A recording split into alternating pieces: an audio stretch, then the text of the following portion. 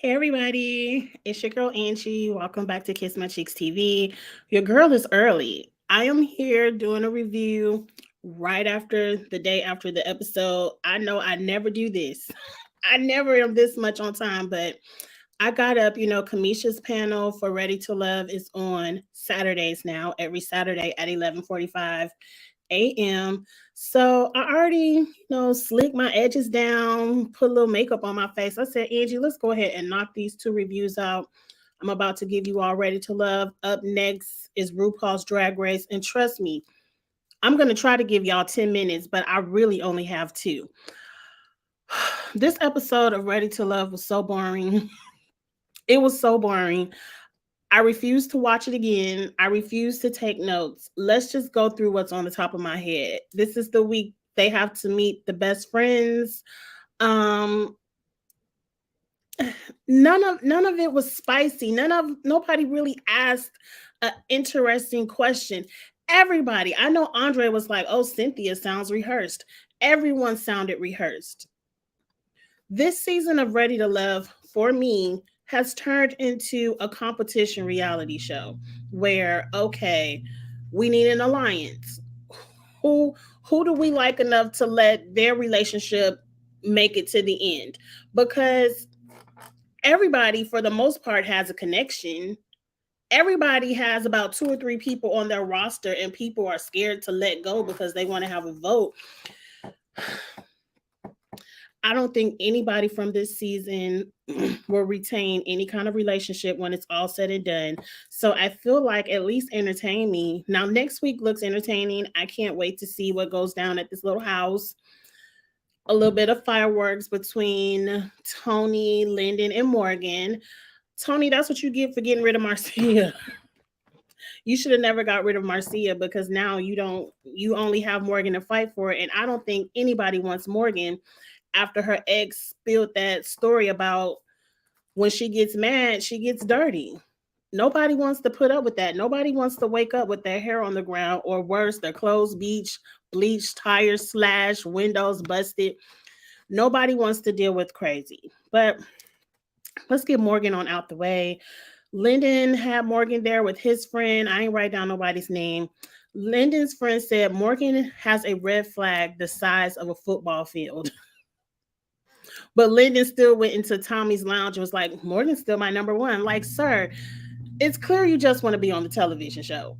It's clear nobody really wants you. Nobody has wanted Lyndon since he announced he has a roommate. Now, over there on the panel, we discussed there's probably nothing wrong with having a roommate.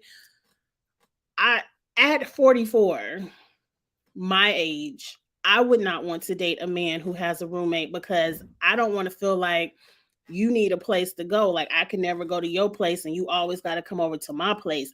Like I'm not. It's just something I wouldn't want to put up with. Lyndon also has an unconventional schedule. Most of these people work 9 to 5s. Lyndon works nights.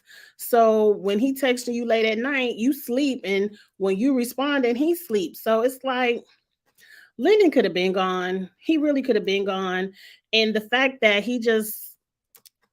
I hope he goes home. Like he's the next one to go home next week because Morgan does not want you. But at least entertain me next week a little bit. Tony introduced his friend to Morgan and Marcia. Same vibe. His friend even told him that one crazy. You need to stick with Marcia. Look, I'm happy Marcia went home because girlfriend, you ain't got time to be playing these games with these men. Now up next, Andre. Did he have three women? No, he just had the two. It was Anthony that had three women. Andre had his friend come over and meet with Jeffrey and Cynthia. A snooze of a conversation. They're talking about who likes kids. Andre gets connected to the kids, and both of these women have children. And oh, I would love to be connected to your blah blah blah blah blah. Nothing. Lies, lies, lies, lies, lies. Andre's friend says, I think Cynthia is a better match for you.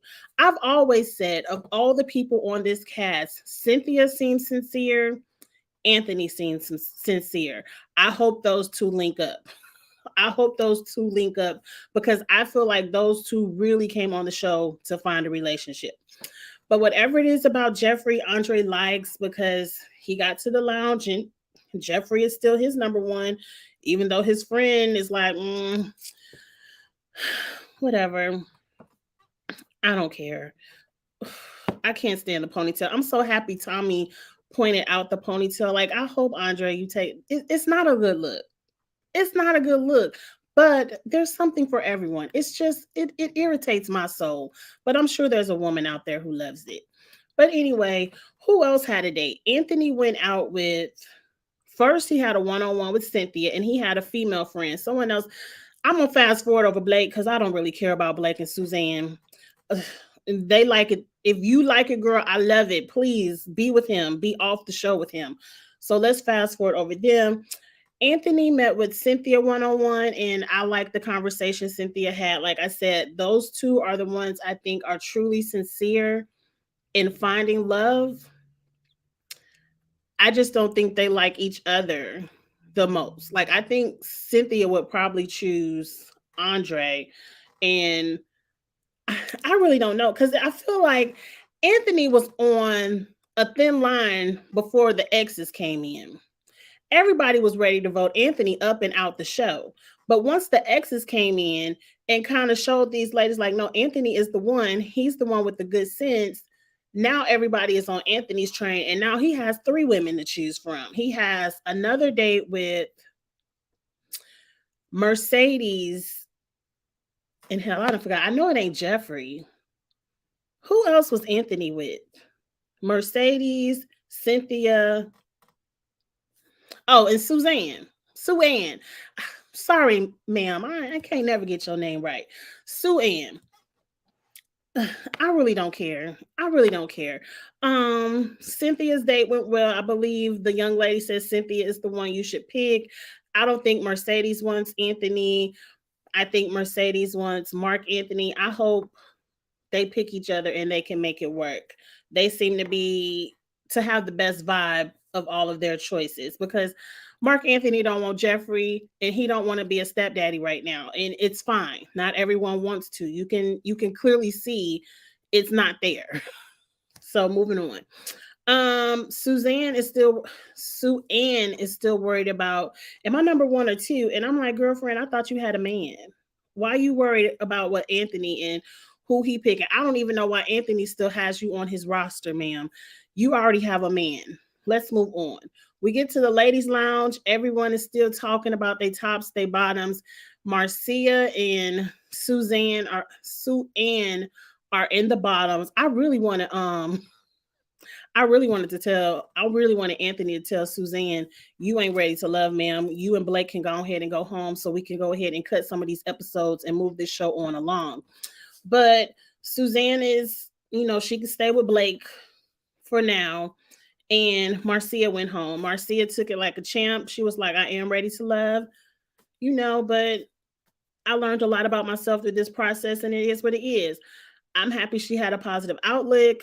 I think everyone is a winner that gets kicked off of this show because who wants to sit up and look like a fool on television? These men,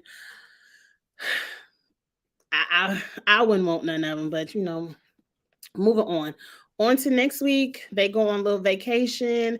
We get a little heated argument between Lyndon and Tony over Morgan. Morgan gets her life over it. I think she likes men to fight over her. She likes to add a bit of drama in her relationships. And there's a pool game that disgust me. Like they're going to play pool over whose bed she could sleep in.